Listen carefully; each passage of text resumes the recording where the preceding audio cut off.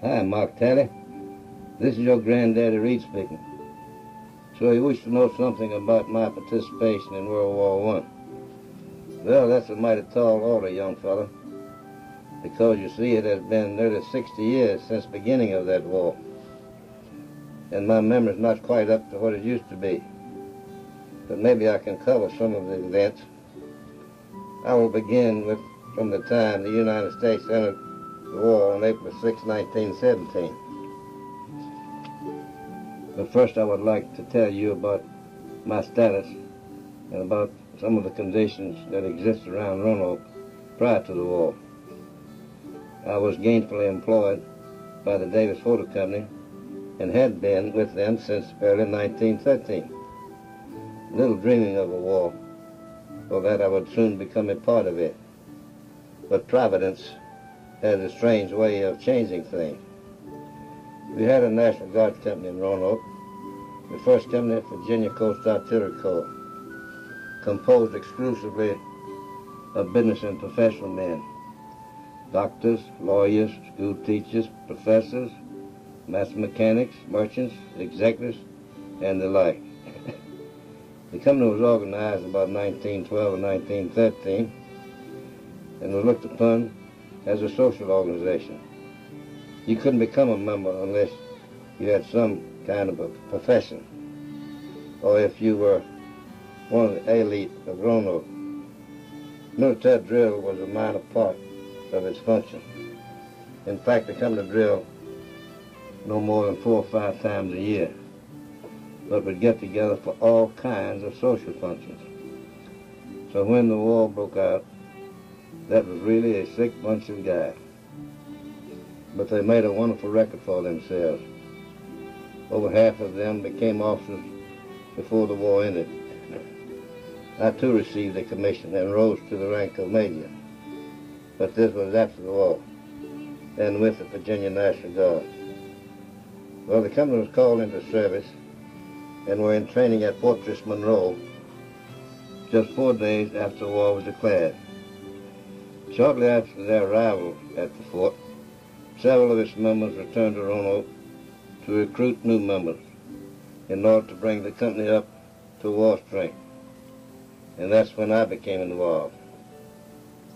I joined the outfit because my brother was already a member, and I thought it better if we served our enlistments together. Bill was a druggist and I was a photographer.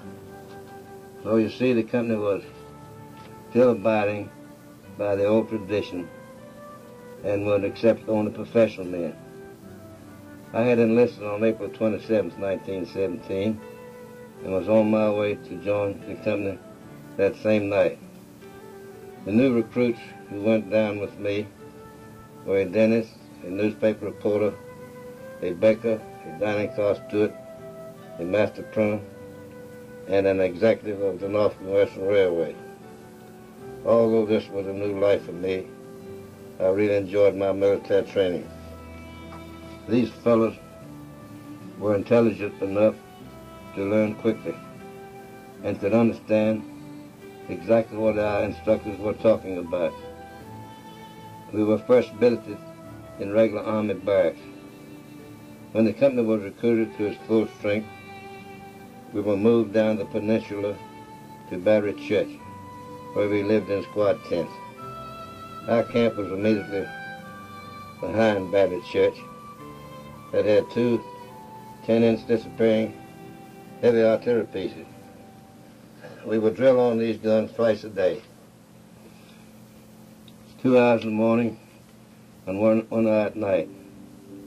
The rest of our time was devoted to close order drill or attending artillery school. It didn't take these fellows long to learn all about the big gun and to become experts with its functions and proper handling. In fact, within 6 weeks, we had taken the efficiency record from an old regular Army company who had held it for 14 years. Now do you understand why it was necessary to have a company with men of intelligence?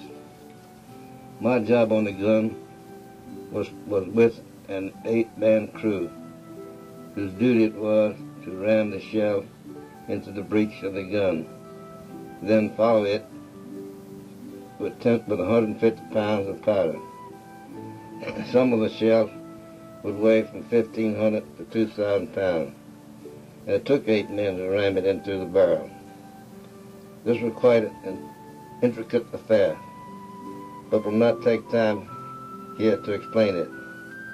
After assisting in ramming the shell and powder into the gun, I would run to the tripping lever and stand ready to trip the gun into firing position.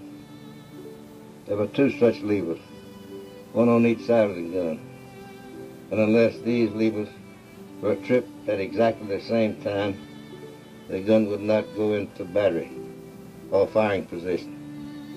Each man on the gun depended on the other, and if anything wasn't done correctly and simultaneously, the entire procedure would be fouled up. Each 10-inch gun weighed many tons, and the barrel was 24 feet long. The gun crew had to learn the name and function of hundreds of parts. We had to learn at a glance the difference between a foreign vessel and one of our own. Plotting the range of a target, the rising and fall of tides, wind velocity, and the speed of the ship was no simple task. The purpose of the Coast Guard artillery guns was to protect the entrance to Hampton Roads. The company remained at Fortress Monroe until sometime in August of 1917, when we were finally mustered into federal service. At that time, our status was changed. We had now become a military police company and were shipped to Camp Mills, Long Island, to become a part of the 42nd Division. Colonel Douglas MacArthur was chief of staff of the division, and it was he who gave us the name Rainbow. Since the units of the division had come from 26 states and the District of Columbia, it stretched over the United States like a rainbow, thus the name. After our arrival at Camp Mills, New York, I was placed on detached service and assigned to the office of the division paymaster.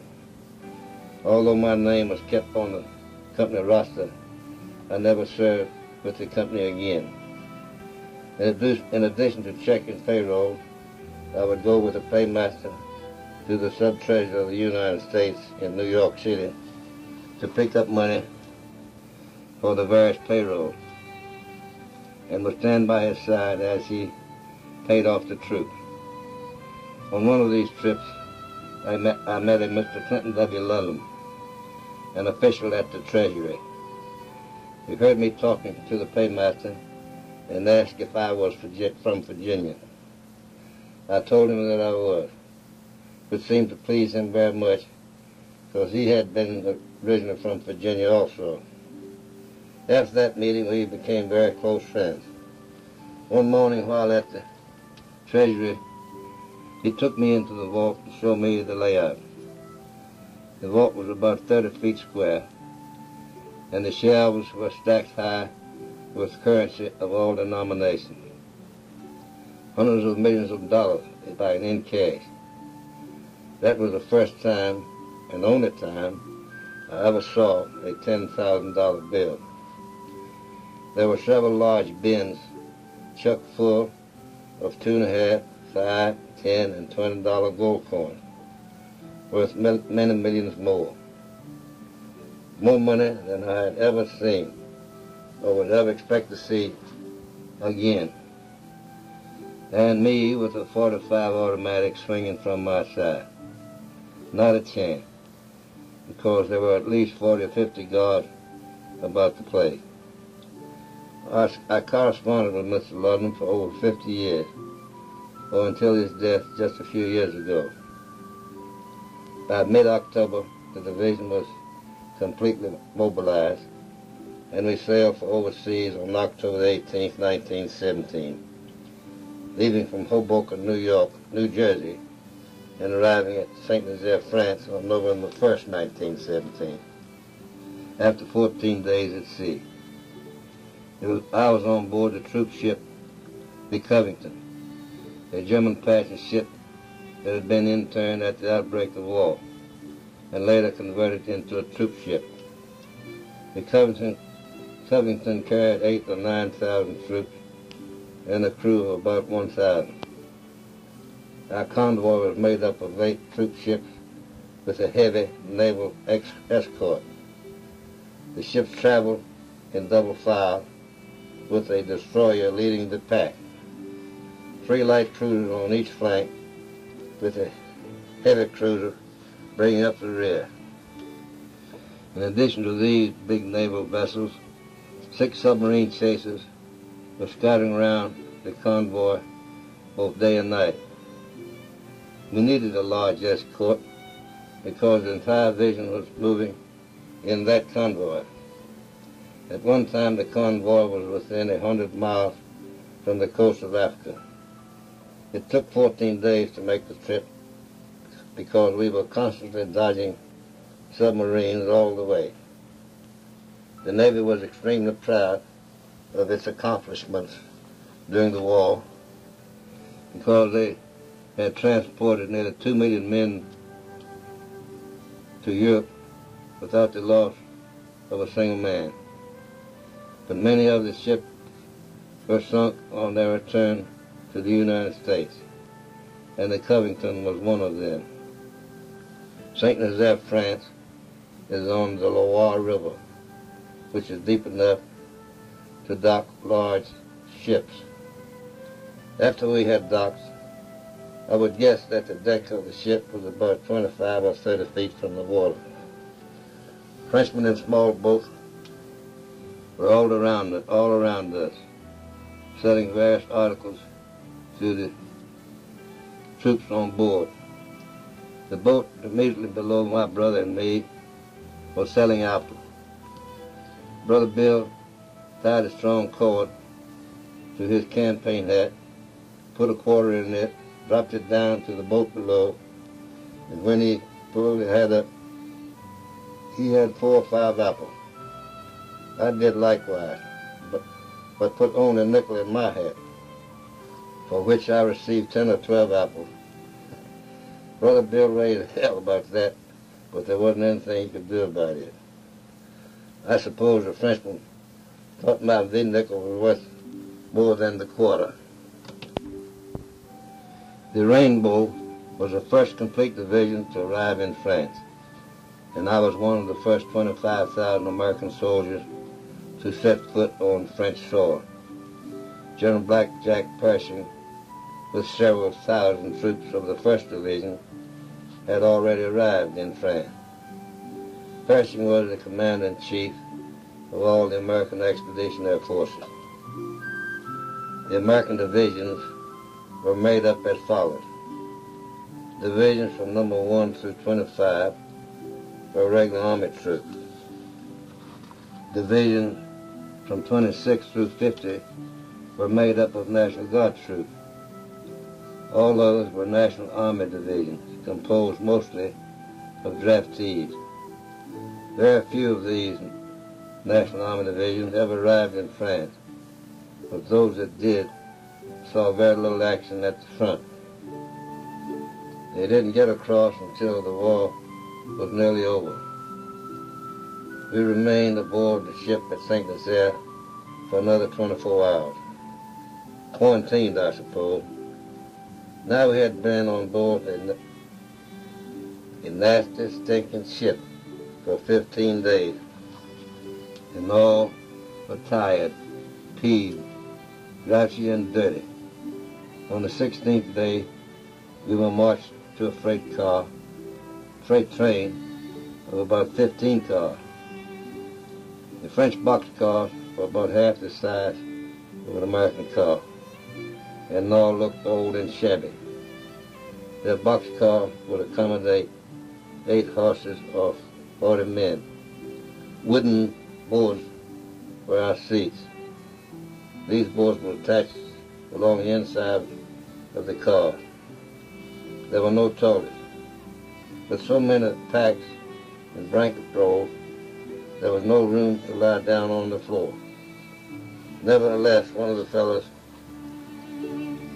was sprawled over all this equipment, and when using my blanket roll as a pillow, my butt was getting sore, so I wanted the blanket to sit on, but he wouldn't give it up. So I jerked the roll from under his head, causing his head to get a good bump on the boxcar floor. He called me an SOB and said he was going to beat hell out of me someday. I said, why not? Why wait? Stand up and do it now. As he was about halfway to his feet, I landed a hard right to his jaw, knocking him several feet across the car. He swung at me with his rifle, but the rifle hit the roof of the car, breaking it into several pieces. A part of the butt fell on my head, raising a goose egg the size of a golf ball. Then we really went at it, beating the hell out of each other until some of the fellows stopped the fight. If he had hit me with that rifle, I wouldn't be around now to tell you about it. From that time on, we were real good buddies. Now about the absent toilet. If you needed to use one, the boxcar door was always handy. Urinating was no problem.